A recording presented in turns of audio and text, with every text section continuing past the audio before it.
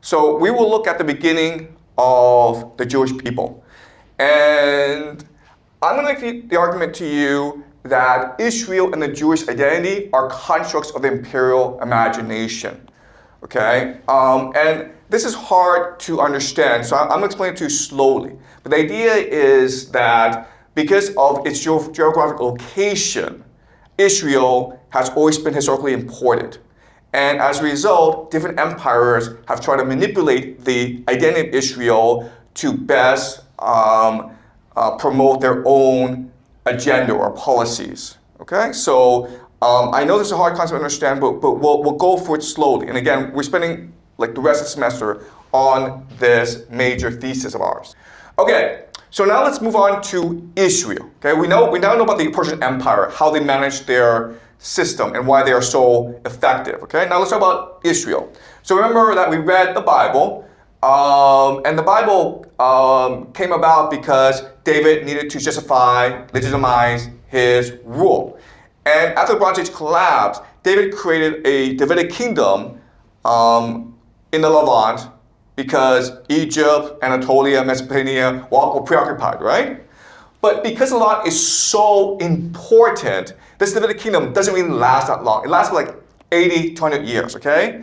After Solomon, David's son, dies, Israel is divided into two parts. The northern kingdom, which gets conquered by Assyria, as well as Judah, okay, Jerusalem, which tries to maintain the Davidic kingdom, but doesn't last very long.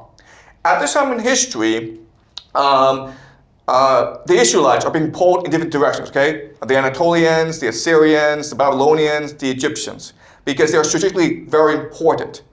And so what's really hard for these empires is, how do we maintain control over Jerusalem?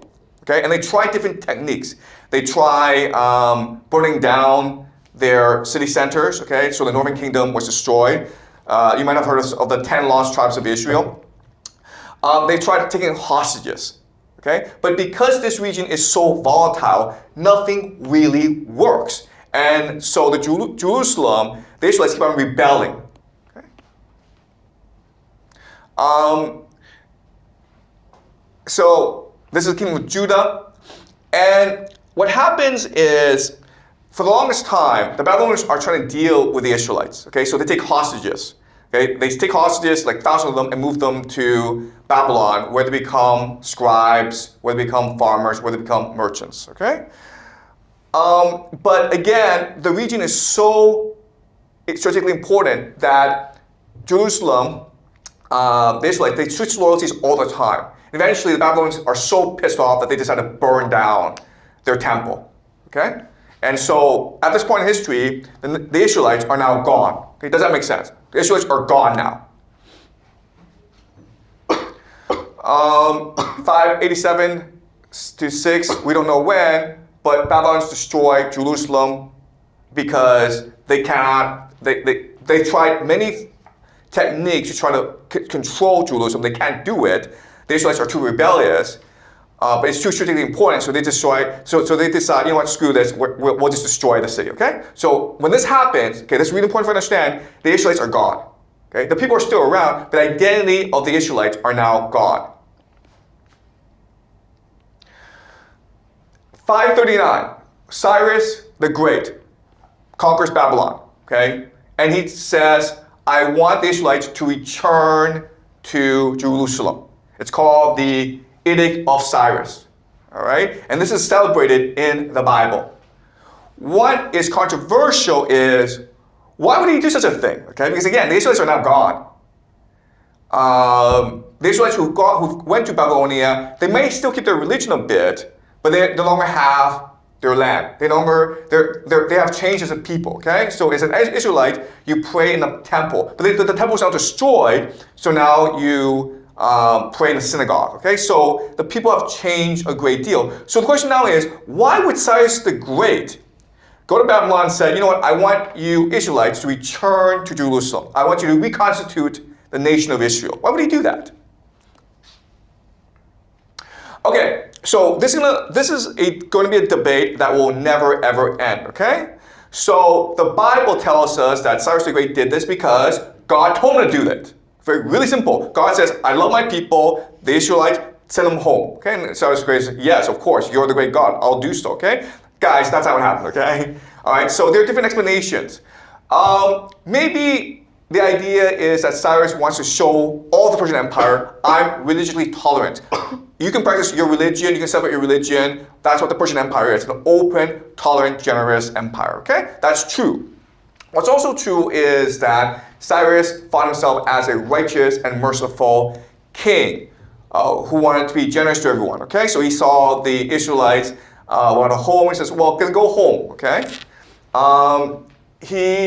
It's also possible that there's a faction within the Israelites who supported his Babylon takeover, okay? I don't know if this is true, it's probably not true, but we consider that as a possibility. That the Israelites in Babylon supported his takeover, and so to thank them, Cyrus said, fine, I'll give you back Jerusalem. Another possibility is that when Cyrus the Great conquered Babylon, he discovered that, you know what, these Israelites are really good administrators. And this is true throughout history because remember, the Israelites had their Bible, and their religion requires them to study the Bible. And as we discussed, the Bible is one of debate, openness, asking questions. And so these are very literate intellectuals. And they rise up very high in the Babylon administration. But this is true throughout history where Jewish people will rise very high in all empires, including the Islamic Empire, including the American Empire, okay?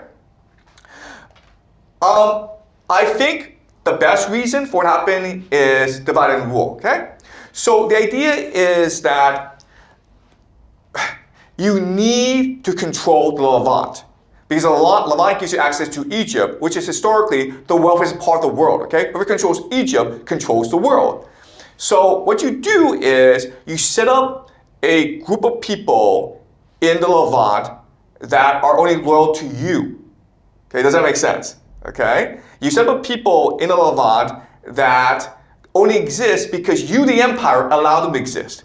If you, the empire, did not support them, then the locals, everyone in that region would get rid of them right away, okay? And that's why we have the Jews. So the Jews were invented by the Persians to control the Levant. The Jews is actually a Persian term, okay? So before the Jews were, of course, the Israelites. Now we have the Jews. All right, so this is Jerusalem. And as you can see, what's really important to understand is that this is actually only a really small part of the Levant. But this part is specifically for the Jews. And it's part of this Persian province called Beyond the River. Okay? And they call it the province of Yahu. That's why we have the term Jews. Okay? Because they are part of the province of Yahu. And what's really important to understand is they're surrounded by enemies. The Sumerians are Israelites who have stayed in the Levant. Okay, do you understand? So most people around them are in fact Israelites who adapted to local circumstances. And that means that they practice different religions. That also means that they married foreign women as well. But they still consider themselves as Israelites, okay? Right? Does that make sense, guys?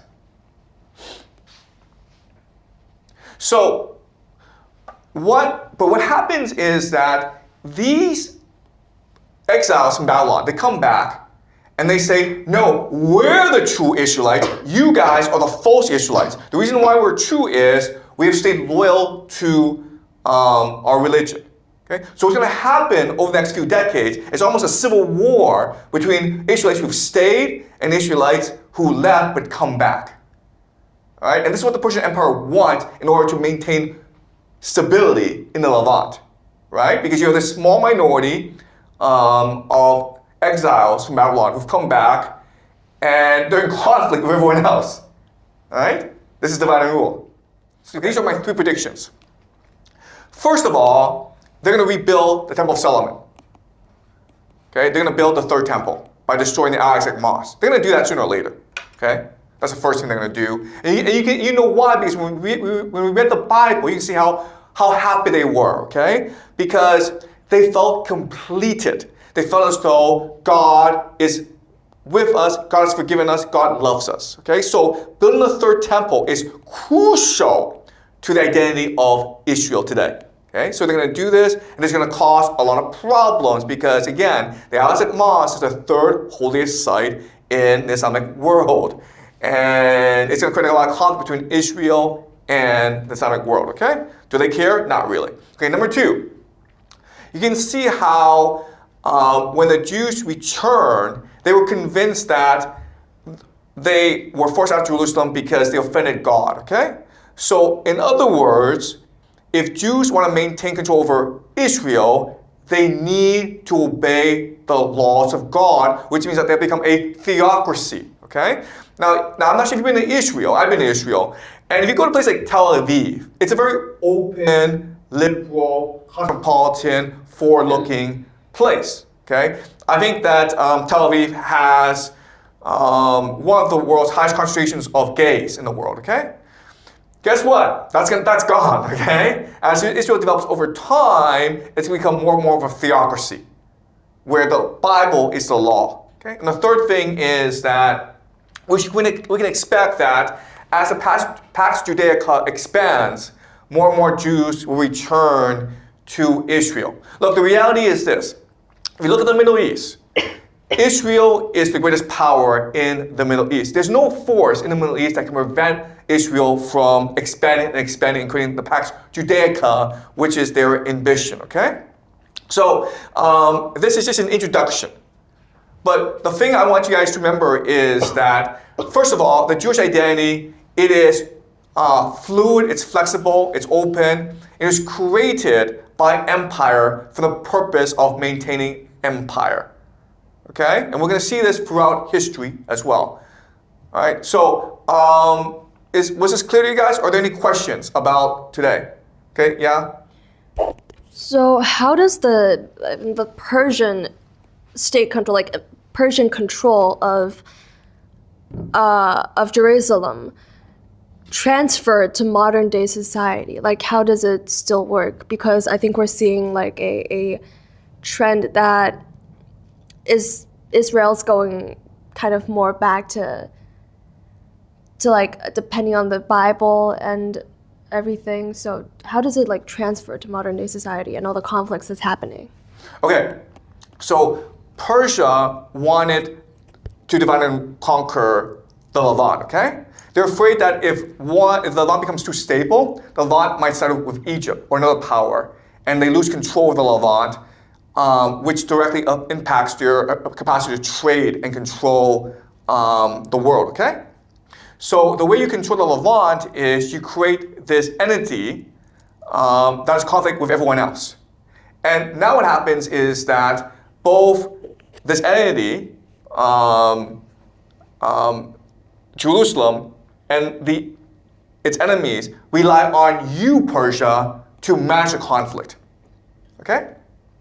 And this is what's happening today in Israel because who's the empire? America's the empire, right? Israel has all these conflicts with nations in the Middle East, right? They have conflicts with Turkey, they have conflicts with Egypt, they have conflicts with the Gulf nations, they have conflicts with basically everyone, okay? So who does everyone need to manage this conflict? America, right? Saudi Arabia, Israel, Turkey, Egypt, they all require the United States to come in and say, hey guys, let's just get along. We're just one big family, okay? This is all intentional in order for America to maintain dominance over the Middle East. Who's very unhappy about this? Which nation is very unhappy about this? Israel, okay? Right? Israel's gonna piss about this. So we can expect that over time what's gonna happen is a major conflict between America and Israel. There's gonna be a divorce, basically. And my argument to you is that Israel will win this conflict, and as a result, Israel will become the dominant power in the Middle East. Because the Jews know their own history. The Jews read the Bible every day. They know what the Persians did. They know what the British did. They know what the Americans are doing today. They don't want this. They don't want to become a servant, a slave to empire. They are a servant and slave to their God, but they don't become a servant and slave to the empire. So they need to get rid of the empire and establish their sovereignty. Okay, and that's why there's so much conflict in the Middle East today, because Israel needs to figure out how to get rid of the American Empire so that they can be independent and fully achieve their sovereignty. Okay, does that make sense? Yeah, I think one question I have is about I think currently the Jews stop attacking Palestinians. Okay, guys, okay. This is really important, okay? Don't say the Jews, okay? There are different groups. There's the Israelites. The Israelites are the time of King David. They're gone, okay? Let's forget the Israelites. There are the Jews, and the Jews are people who practice Judaism, okay? Then there are the Israelis. Israelis are citizens of the nation of Israel. It's the Israelis that are doing this, not the Jews. There's a difference, okay? Because the Jews are spread out throughout the world, okay? What we call the Jewish diaspora. And there are a lot of Jews in the world who oppose the nation of Israel because, well, what the nation of Israel is doing, they believe goes against the will of God, okay? So Israelis, not Jews, okay? Okay, so the Israelis is, I think, the news just disappears about how Israelis attacks Palestine. It's just because previously it was all on the hot searches, but recently it's just gone. The news is. Okay, look, the reality is that if you read the Bible, it's clear what's going to happen. Israel is going to clear the West Bank and Gaza of Palestinians to establish their theocratic state. Okay, they can't have Palestinians and Arabs around. It has to be completely Jewish. And these Palestinians can be moved elsewhere, to Jordan, to Egypt. They don't really care. Okay, but this process will take time. Okay? All right. Any more questions, guys?